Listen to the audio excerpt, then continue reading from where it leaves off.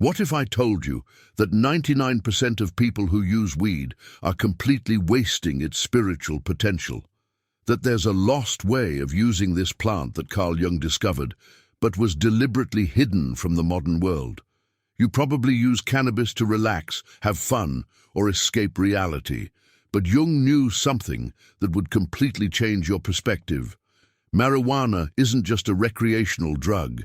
It's an ancestral tool of spiritual activation that can unlock deep layers of your psyche. The problem? Our society has turned this sacred plant into empty entertainment. While you smoke to shut off, ancient peoples used it to awaken. The difference is shocking. Jung secretly studied how certain substances could accelerate the individuation process, your journey to becoming who you truly are. He discovered specific protocols, lost rituals, and techniques that transform the common high into an experience of profound transformation. Get ready to discover why you've been using cannabis completely wrong and how correcting this can revolutionize your inner life. 1. The secret Jung hid from the world. Jung never openly discussed his experiments with consciousness-altering substances in his published works. This wasn't because he disapproved of them, but because he understood something the modern world wasn't ready to hear. He discovered that certain plants, including cannabis, could serve as catalysts for what he called active imagination, a technique that allows you to communicate directly with your unconscious mind. In his private notes, which weren't released until decades after his death, Jung wrote about the profound difference between recreational drug use and what he termed sacred pharmacology. He observed that most people use substances to escape their problems, but the real power lies in using them to face what you've been avoiding. This is where the transformation happens. Jung believed that cannabis could temporarily dissolve the barriers between your conscious and unconscious mind. Think of your normal state as a locked door between two rooms. Most people use weed to forget there's even a door. But Jung's method uses it as a key to open that door and explore what's on the other side. The ancient shamans understood this principle instinctively. They never used plant medicines for entertainment. Every session had a specific purpose: healing trauma, receiving guidance, or connecting with spiritual forces. Jung studied these traditions extensively and realized that Western society had lost this sacred approach entirely.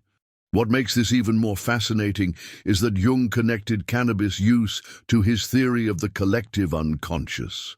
He believed that when used correctly, cannabis could help you access not just your personal unconscious, but the deeper layers of human experience that we all share. This is why people often report feeling connected to something larger than themselves during profound cannabis experiences. Jung also discovered that the plant works differently depending on your intention. If you approach it with curiosity and respect, it becomes a teacher. If you use it to numb yourself, it becomes a distraction. The plant itself doesn't change. Your relationship with it does. He noticed that people who used cannabis ceremonially reported experiences that aligned perfectly with his psychological theories.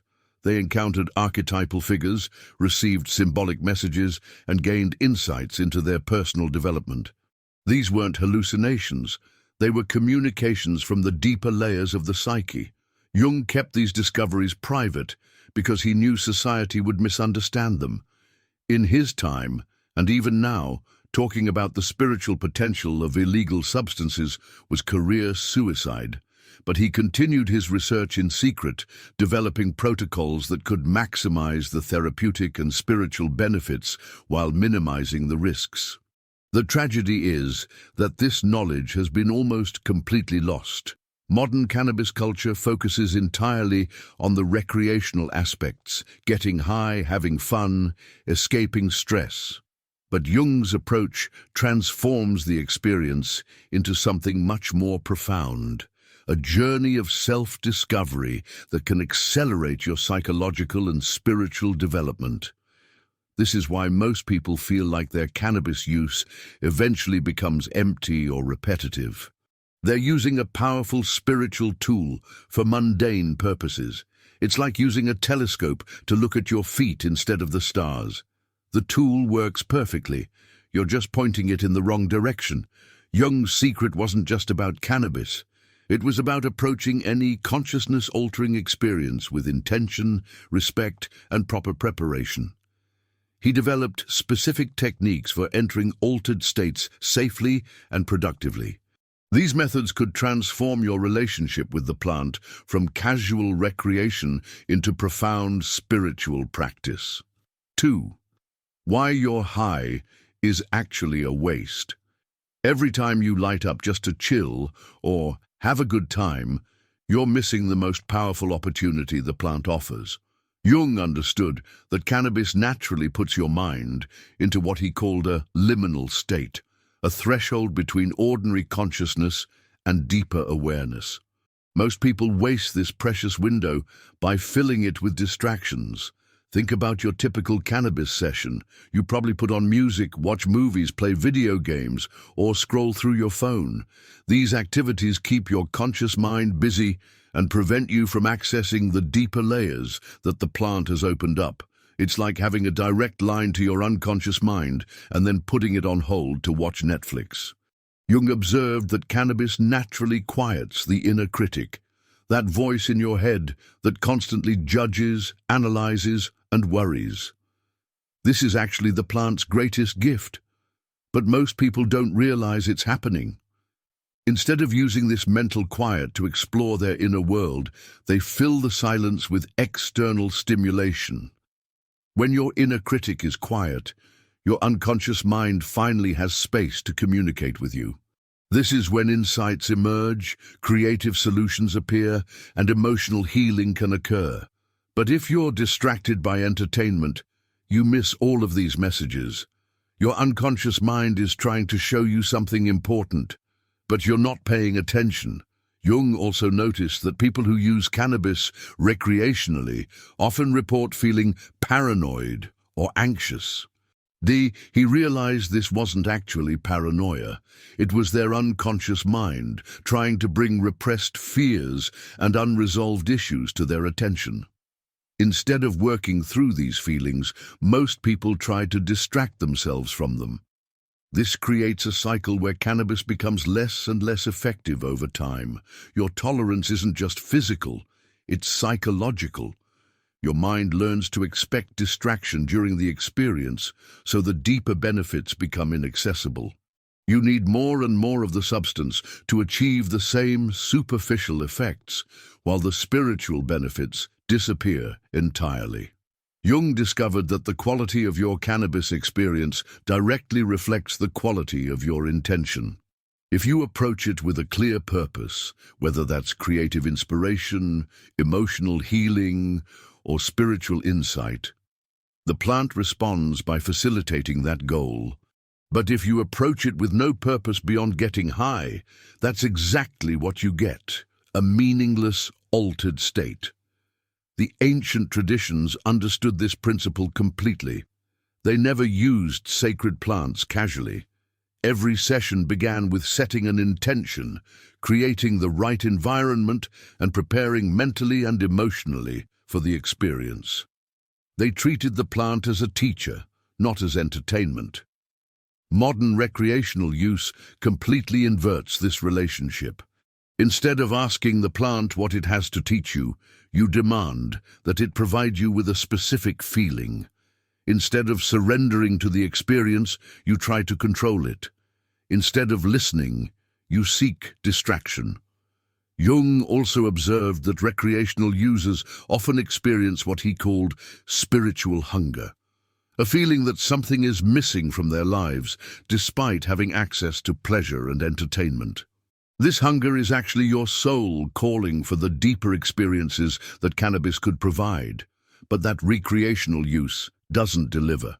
The plant is trying to show you parts of yourself that you've forgotten or ignored. It's offering you access to creativity, intuition, and spiritual connection that your ordinary consciousness can't reach.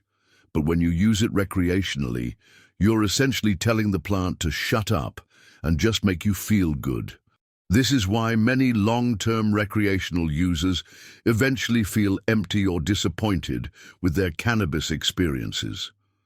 The plant hasn't stopped working, they've just been using it for the wrong purpose. It's like buying a sports car and only using it to sit in the driveway. The potential is there, but it's being completely wasted. Jung believed that this misuse of cannabis was a symptom of a larger spiritual crisis in modern society. We've lost touch with the sacred, so we turn everything into entertainment. We've forgotten how to listen to our inner wisdom, so we seek external distractions. We've abandoned the spiritual practices that could actually fulfill us, so we settle for temporary pleasure instead. 3. The difference between escaping and awakening. Jung made a crucial distinction that most cannabis users never consider. There's a world of difference between using substances to escape your reality and using them to awaken to a deeper reality. This difference determines whether your experience leads to growth or stagnation. Escaping means running away from uncomfortable feelings, difficult situations, or aspects of yourself that you don't want to face. When you use cannabis this way, you're essentially putting your problems on pause. The issues are still there when you come down, often feeling even more overwhelming because you've avoided dealing with them. Awakening means using the altered state to see your life from a new perspective, to understand patterns you couldn't see before, and to access parts of yourself that are normally hidden. Instead of running from your problems, you're gaining the clarity and courage to face them more effectively. Jung noticed that people who use cannabis to escape often report feeling stuck in their lives. They have the same problems year after year, the same relationship patterns, the same self-destructive behaviors. The cannabis provides temporary relief, but it doesn't create lasting change because they're not using the experience to gain insight or grow. People who use cannabis to awaken, on the other hand, often report breakthrough moments that lead to real changes in their lives. They gain understanding about their motivations, see solutions to long-standing problems, or find the courage to make difficult but necessary changes. The cannabis becomes a tool for transformation rather than just temporary relief. The key difference lies in your willingness to feel uncomfortable emotions during the experience. Escapist use involves pushing away any difficult feelings that arise. Awakening use involves staying present with those feelings and exploring what they're trying to tell you. This requires courage, but it's where the real growth happens. Jung observed that cannabis can naturally bring repressed emotions and memories to the surface. This is actually one of its most valuable therapeutic effects, but most people interpret these emerging feelings as bad trips and try to avoid them. They don't realize that their unconscious mind is offering them an opportunity to heal old wounds. When you escape, you're telling your unconscious mind that you can't handle the truth about your life. When you awaken, you're saying that you're ready to see clearly, even if what you see is initially uncomfortable. This fundamental attitude shift changes everything about the experience. Escapist cannabis use often involves external distractions: movies, music, social media, food. These distractions keep you from going inward and encountering the deeper aspects of yourself. Awakening cannabis use involves turning inward. Meditation, journaling, quiet reflection, or meaningful conversation. Jung also noticed that escapist use tends to make people passive and disconnected from their lives. They become observers rather than participants, watching their lives happen rather than actively shaping them. Awakening use tends to make people more engaged and intentional about their choices. The plant itself is neutral. It simply amplifies your existing tendencies and makes normally unconscious material more accessible. If you approach it with escapist intentions, it will facilitate escape. If you approach it with awakening intentions, it will facilitate awakening. The choice is always yours. Jung believed that the human psyche naturally seeks growth and wholeness. When you use cannabis to escape, you're working against this natural tendency. When you use it to awaken, you're working with it.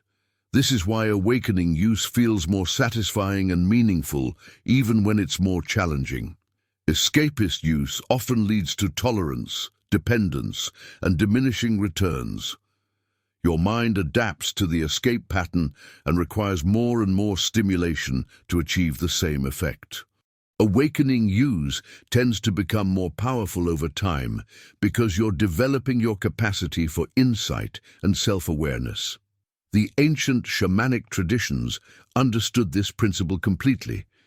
They never used plant medicines to escape their tribal responsibilities or personal challenges. They used them to gain the wisdom and strength needed to meet those challenges more effectively. The plant was an ally in facing life, not an escape from it. Jung's approach brings this ancient wisdom into modern psychological understanding. He showed that cannabis can be a powerful tool for what he called individuation, the lifelong process of becoming who you truly are, but only if you're willing to use it for awakening rather than escape. By the way, if you're curious to go even deeper and integrate your shadows and light, check out the Sim Method ebook. It's a concise guide that can help you unlock your inner power in just 5 minutes a day. The link is in the first pinned comment below. 4. The 4 Lost Rituals of Spiritual Activation. Jung identified 4 essential practices that ancient cultures used to transform casual plant consumption into profound spiritual experience. These rituals weren't superstition. They were psychological technologies that prepared the mind for maximum benefit from the altered state. The first ritual is intention setting. Before any cannabis experience, ancient practitioners would spend time clarifying exactly what they hoped to achieve. This wasn't vague like, "I want to feel good," but specific like, "I want to understand why I keep choosing the wrong partners," or "I want to access creative inspiration for my art." Jung discovered that the unconscious mind responds powerfully to clear intentions. When you approach cannabis with a specific question or goal, your psyche organizes the experience around that focus. Random thoughts and sensations become meaningful symbols and insights. Without intention, the same material remains chaotic and confusing. Modern users typically skip this step entirely. They consume cannabis impulsively, without any particular purpose beyond recreation. Jung observed that this approach guarantees shallow experiences because the mind has no framework for organizing the altered state productively. The second ritual is environmental preparation. Ancient practitioners created sacred spaces specifically designed to support inner exploration. They removed distractions, included meaningful objects, and arranged their surroundings to feel safe and conducive to reflection. Jung understood that your environment directly influences the quality of your inner experience. A chaotic, distracting space produces chaotic, scattered insights. A peaceful, intentional space allows your mind to go deeper and access more profound material. Most modern users consume cannabis wherever they happen to be, often in environments filled with distractions and interruptions. Jung noted that this external chaos prevents the inner stillness necessary for meaningful exploration. Your unconscious mind needs quiet space to communicate effectively. The third ritual is fasting and purification. Ancient practitioners often abstained from food and other substances before their cannabis ceremonies. This wasn't about punishment. It was about creating optimal conditions for the plant to work effectively. Jung observed that physical preparation directly affects mental receptivity. When your body is clean and alert, your mind can access subtler states of consciousness. When you're full of food or other substances, your awareness remains cloudy and superficial, Modern users often combine cannabis with alcohol, heavy meals, or other substances. Jung noted that this combination creates mental fog that prevents the clarity and insight that cannabis can naturally provide.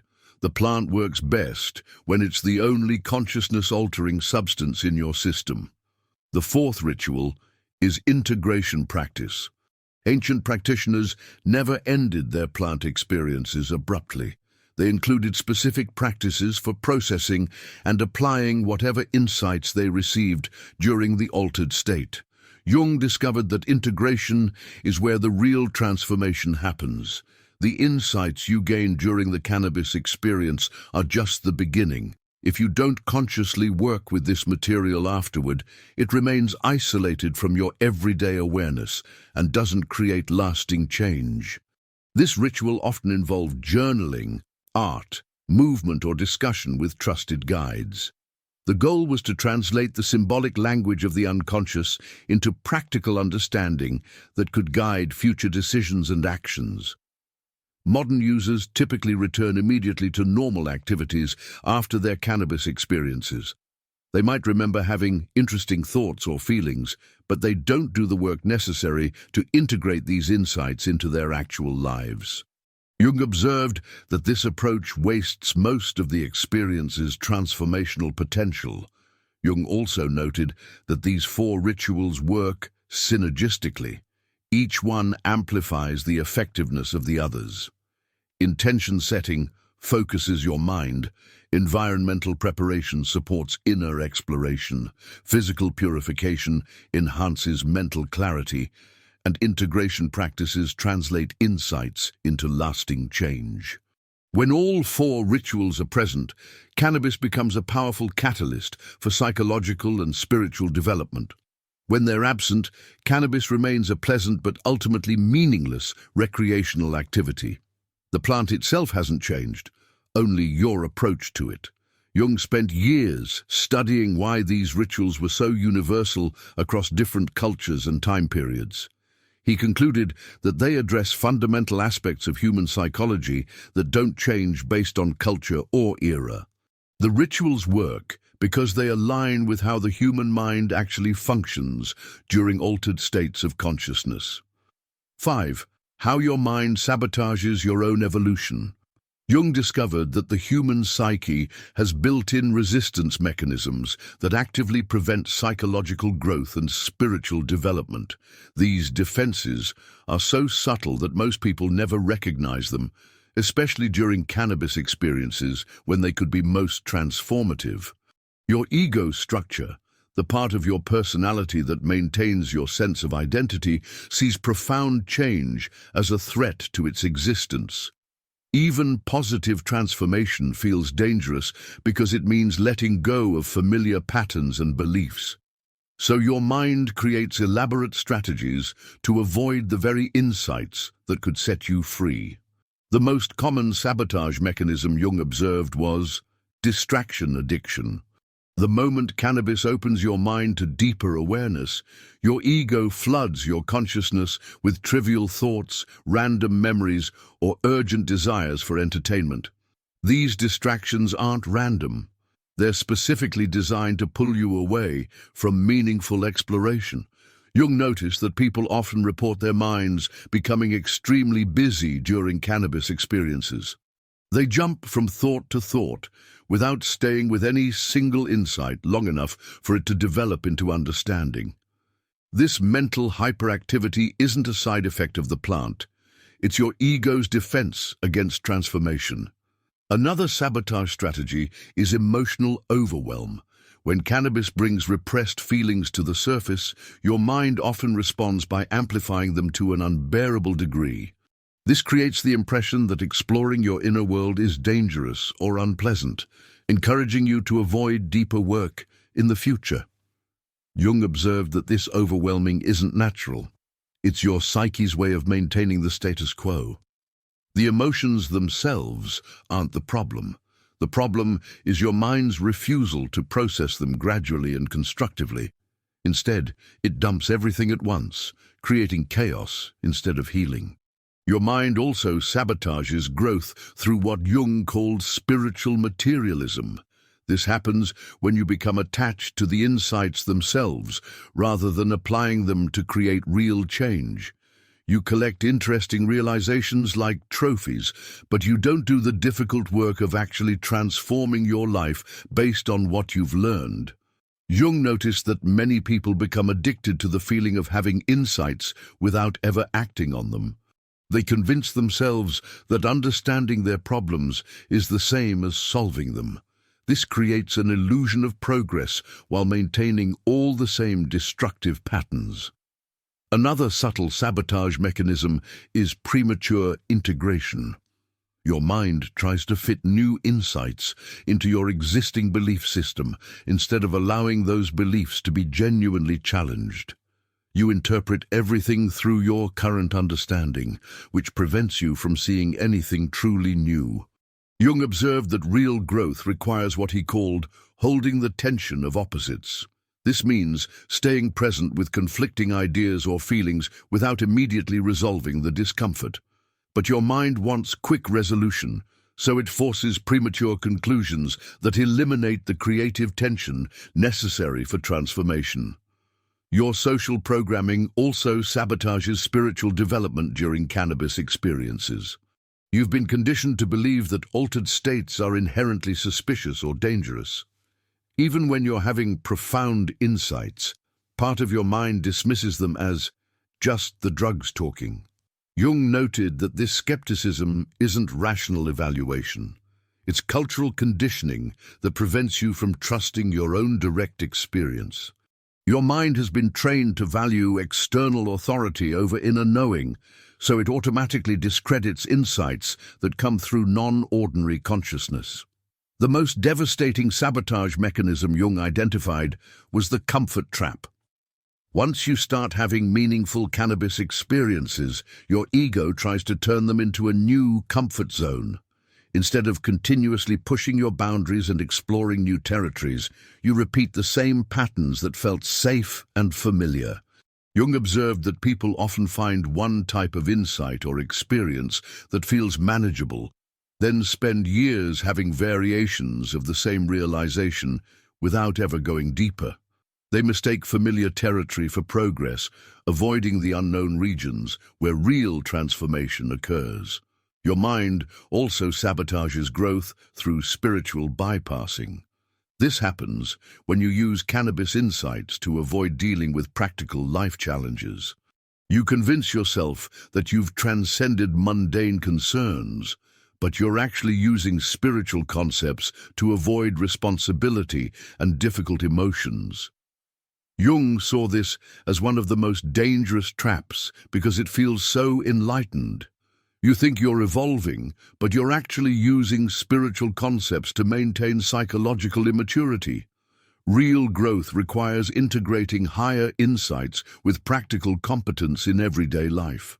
Understanding these sabotage mechanisms is crucial because awareness is the first step in overcoming them.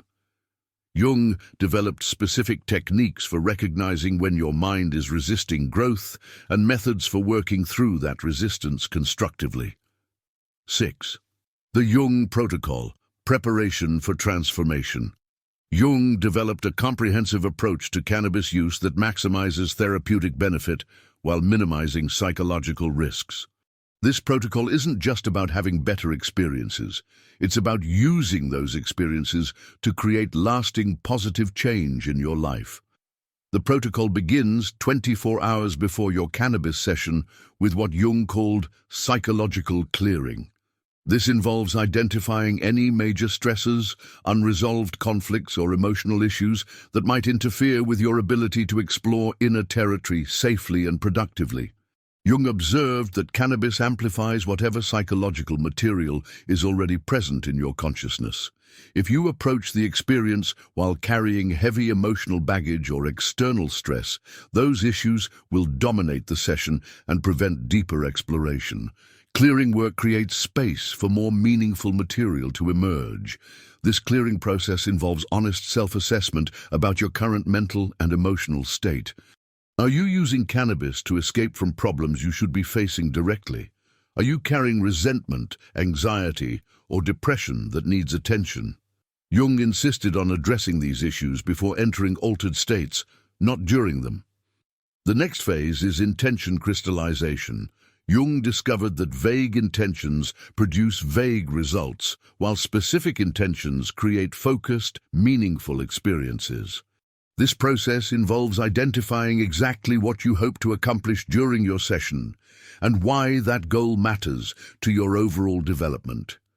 Effective intentions are usually framed as questions rather than demands. Instead of, "I want to feel creative," you might ask, "What's blocking my creative expression?" Instead of, "I want to feel peaceful," you might explore, "What inner conflicts am I avoiding?" Questions engage your unconscious mind in active problem solving. Jung also emphasized the importance of what he called dosage consciousness. This means carefully considering how much cannabis you consume based on your specific intentions and experience level. More isn't always better. Sometimes breakthrough insights come from subtle shifts in consciousness rather than dramatic alterations. He observed that many people use excessive amounts because they're trying to force profound experiences instead of allowing them to unfold naturally. The optimal dose is the minimum amount necessary to achieve the psychological state you're seeking, not the maximum amount you can comfortably handle. Environmental design is another crucial element of Jung's protocol. Your physical surroundings during the cannabis experience should support inner exploration rather than external distraction. This means removing electronic devices, creating comfortable seating for reflection, and including objects that inspire or ground you. Jung noted that lighting, temperature, and sound all affect the quality of your inner experience. Soft, natural lighting encourages introspection, while harsh artificial light keeps you focused on external reality. Comfortable temperature prevents physical discomfort from interrupting psychological exploration. The protocol also includes what Jung called anchor practices, specific activities that help you maintain focus and process insights as they arise. These might include journaling, meditation, breathwork, or gentle movement. The key is choosing practices that support rather than distract from inner exploration. Jung observed that many people waste profound insights because they don't have methods for capturing and processing them.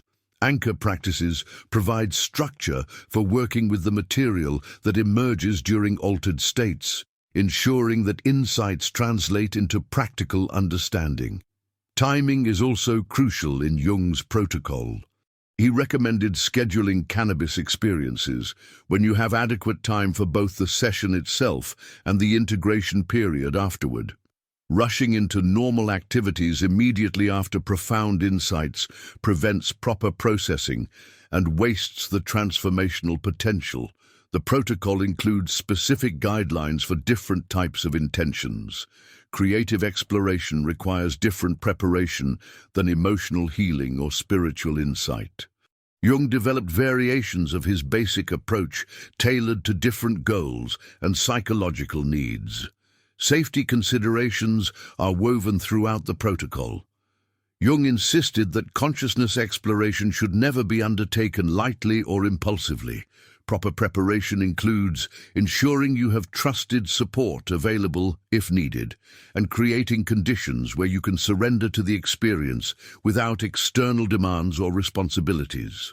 Jung also emphasized the importance of integration planning before beginning the session.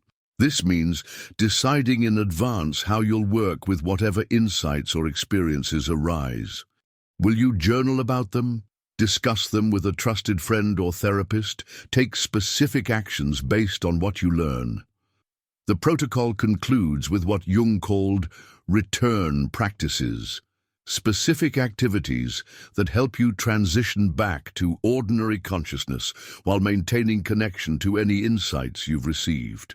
This gradual return prevents the jarring disconnection that often causes people to dismiss or forget their cannabis experiences. 7. Signs you're finally doing it right. Jung identified specific indicators that distinguish transformative cannabis use from recreational consumption. These signs aren't about having intense experiences or mystical visions. They're about recognizing genuine psychological and spiritual development through your plant work.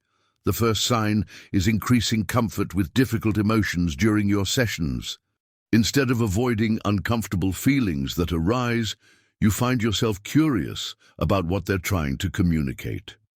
Jung observed that this shift from avoidance to exploration marks the beginning of real therapeutic benefit from cannabis use. When you're using cannabis correctly, challenging emotions become teachers rather than enemies. You start recognizing that feelings like anxiety, sadness, or anger often carry important information about your life that your conscious mind has been ignoring. The plant helps you develop the courage to listen to these messages. Another clear indicator is the spontaneous emergence of creative solutions to ongoing life problems. Jung noted that cannabis naturally connects different areas of the brain, allowing new combinations of ideas and perspectives to form. When used therapeutically, this enhanced connectivity produces practical insights rather than just interesting thoughts. These solutions feel different from ordinary problem solving. They often arrive as complete understanding rather than step-by-step reasoning. You suddenly see patterns in your behavior that were previously invisible, or understand the deeper motivations behind your choices. Jung called this synthetic thinking, the ability to grasp complex relationships all at once. Jung also observed that people using cannabis therapeutically begin having more meaningful dreams in the days following their sessions. The plant seems to activate unconscious processing that continues long after the immediate effects wear off. Your dream life becomes richer and more symbolic, offering additional insights into your psychological development. These dreams often relate directly to themes you explored during your cannabis session, as if your unconscious mind is continuing the work you began while awake. Jung saw this as evidence that the plant creates lasting changes in psychological functioning rather than just temporary alterations in consciousness. Physical and emotional healing often accelerate when cannabis is used with proper intention and preparation. Jung noticed that people report resolution of chronic tension, improved sleep, better digestion, and enhanced emotional regulation. These changes reflect the deep relaxation and stress relief that come from processing repressed psychological material. The healing isn't just about the immediate effects of the plant. It comes from addressing the underlying psychological patterns that create physical and emotional symptoms. When you use cannabis to explore and resolve these deeper issues, the healing tends to be more complete and lasting. Jung identified what he called increasing coherence as another key indicator of therapeutic progress. This means your thoughts, feelings, and actions become more aligned with your authentic values and goals. You stop living in internal conflict and start making choices that reflect who you truly are rather than who you think you should be. This coherence shows up in practical ways. You find it easier to say no to things that don't serve you. You feel more confident in your decisions, and you experience less anxiety about others' opinions. Jung saw this as evidence that cannabis work is helping you differentiate between your authentic self and your social programming. People using cannabis therapeutically often report increased empathy and improved relationships. Jung observed that exploring your own psychological patterns makes you more understanding of others' struggles and motivations. You become less judgmental and more compassionate, both toward yourself and others. This relational improvement isn't just about being nicer. It reflects deeper psychological development, the ability to see beyond surface behaviors to the underlying humanity in yourself and others. Jung considered this expanded perspective one of the most valuable outcomes of consciousness exploration. Another sign of progress is decreasing need for external validation and approval. As cannabis work helps you develop stronger connection to your inner wisdom, you become less dependent on others' opinions to feel good about yourself. You trust your own judgment more and worry less about fitting in or pleasing everyone. Jung also noted that people making real progress through cannabis use often experience what he called creative overflow. The insights and perspectives gained during sessions begin influencing all areas of life. Work becomes more inspired, relationships become more authentic, and daily activities feel more meaningful and purposeful. Finally, Jung observed that therapeutic cannabis use tends to become naturally self-regulating. People find themselves using less frequently, but with greater intention and benefit. The plant becomes a periodic ally for growth rather than a regular escape from life's challenges. 8. The fatal mistake. 90%. Make at the end. Jung discovered that most people who successfully transition from recreational to therapeutic cannabis use make one devastating error that undermines all their progress. This mistake is so common and so subtle that even experienced practitioners fall into this trap repeatedly.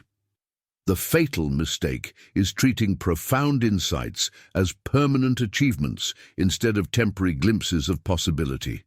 Jung observed that cannabis can show you your highest potential, your most creative, wise and loving self, but these experiences are previews, not permanent transformations. The real work begins when you return to ordinary consciousness. Most people experience this backwards. They assume that having the insight is the same as integrating it into their daily life. They feel transformed during the session and expect that feeling to persist indefinitely. When it doesn't, they become discouraged or convinced that they need more frequent or intense cannabis experiences to maintain their growth. Jung understood that altered state insights are like seeds. They contain tremendous potential, but they need to be planted in the soil of everyday life and carefully tended over time. The mistake is thinking the seed is already the fully grown tree. This confusion leads people to chase peak experiences instead of doing the mundane work of actual transformation. The integration process requires what Jung called conscious discipline. This means deliberately practicing in normal consciousness what you discovered during altered states. If cannabis showed you how to be more patient with your children, you have to consciously practice patience when you're not high. If it revealed creative possibilities, you have to actually create when you're sober. Jung observed that people resist this integration work because it feels less exciting than the original insight. Working on patience during a difficult day with your kids doesn't have the magic and wonder of your cannabis revelation. But this ordinary practice is where real change happens. Another aspect of the fatal mistake is spiritual materialism, collecting insights like trophies instead of using them as tools. People become addicted to the feeling of understanding without committing to the difficult process of embodying what they understand. They prefer having wisdom to being wise. Jung noticed that this pattern creates what he called split personality syndrome. People develop a cannabis self that's wise, creative, and enlightened, and a sober self that remains stuck in the same old patterns. They live double lives, accessing their potential only during altered states, while remaining unchanged in their everyday existence. This split becomes increasingly painful over time, because the gap between your potential and your actual behavior becomes more obvious. Instead of motivating change, the cannabis insights become a source of self-judgment and frustration. People know how they could be living, but they're not doing the work to make it real. Jung also identified what he called the guru trap, the tendency to believe that cannabis insights are more valid or important than ordinary consciousness understanding. People start dismissing their rational mind and practical intelligence in favor of whatever they experienced while high. This creates poor decision-making and disconnection from reality. The plant can provide valuable perspectives and insights, but Jung insisted that these need to be balanced with clear thinking and practical wisdom. Cannabis experiences should enhance your ordinary intelligence, not replace it. When people treat their high insights as infallible truth, they often make decisions that create problems in their actual lives. Another common version of the fatal mistake is trying to share your cannabis insights with people who aren't ready or interested in hearing them. Jung observed that consciousness exploration often produces insights that feel universally important, but sharing them inappropriately can damage relationships and isolate you from others. This evangelical tendency usually comes from genuine excitement about your discoveries, but it often pushes people away instead of inspiring them. Jung emphasized that the most powerful way to share your insights is through the example of how you actually live, not through trying to convince others with words. Jung also warned against what he called the psychedelic ego, using your cannabis experiences to feel superior to people who don't use consciousness-altering substances. This spiritual pride is incredibly destructive because it cuts you off from learning from others and creates a false sense of achievement based on experiences rather than actual character development. The antidote to the fatal mistake is what Jung called practical mysticism. This means treating every insight as a hypothesis to be tested through lived experience rather than as revealed truth to be believed. It means valuing the integration process as much as the revelation process. It means measuring progress by how you actually live rather than by what you've experienced. Jung discovered that people who avoid this mistake often have the most modest claims about their cannabis experiences, but the most substantial real-life transformations. They talk less about their insights and demonstrate more through their actions. Their growth is evident in their relationships, their work, their creativity, and their character, rather than in their ability to describe mystical experiences. The path of conscious cannabis use never ends with the experience itself. It begins there. Jung's final lesson is that the plant can show you who you could become, but only you can do the work of actually becoming that person.